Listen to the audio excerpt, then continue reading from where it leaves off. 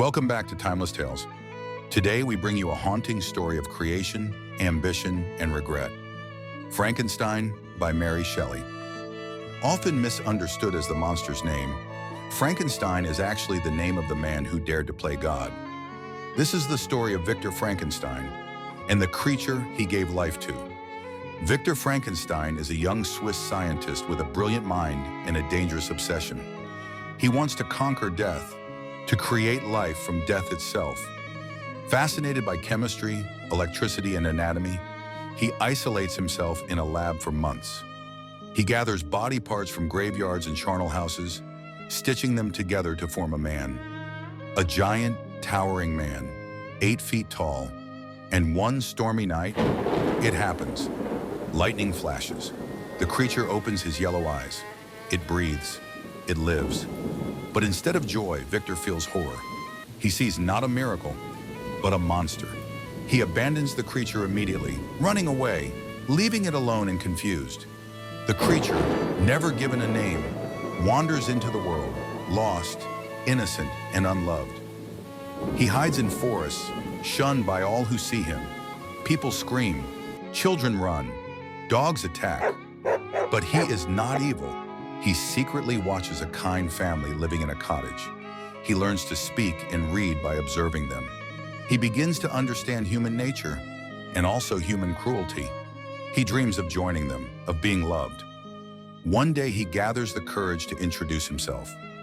But they react with horror. They beat him and flee. This heartbreak breaks something inside him. Alone and full of pain, he begins to hate his creator, Victor. He finds Victor's younger brother, William, and kills him in a fit of rage, then frames a servant girl for the crime. He's no longer innocent. He's learning what it means to suffer like a human and to hate like one too. Victor is devastated by the murder of his brother and the wrongful execution of the servant girl. He retreats to the mountains, and there he meets the creature again. The monster speaks, not with grunts, but with eloquence and pain. He tells his story. He begs Victor to understand, and then he makes a request. Make me a companion, a female like me.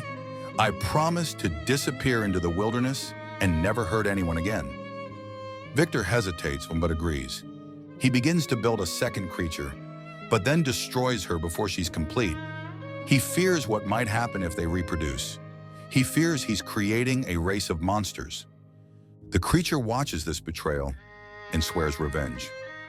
You are my creator, but I am your master, he says. I will be with you on your wedding night. Victor rushes to protect his loved ones. He marries his childhood sweetheart, Elizabeth, but it's too late. On their wedding night, the creature kills Elizabeth.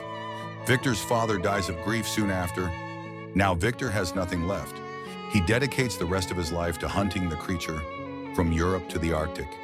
Driven by revenge, both creator and creation chase each other through icy wastelands, until Victor finally collapses from exhaustion on a ship in the North Pole, where he tells his story to the captain, Robert Walton. Victor dies, broken, never having destroyed his creation. Soon after, the creature appears on the ship, mourning his dead creator. He speaks not with pride, but with sorrow. I did not want to be evil, he says, but misery made me what I am.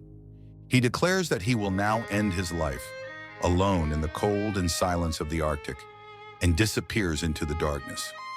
Frankenstein is not just a horror story, it's a warning, a tale of unchecked ambition, a lesson about loneliness, a story about what happens when we abandon our responsibilities, and what it truly means to be human. If you enjoyed this tale, subscribe to Timeless Tales for more haunting, powerful stories from the past, told simply and beautifully.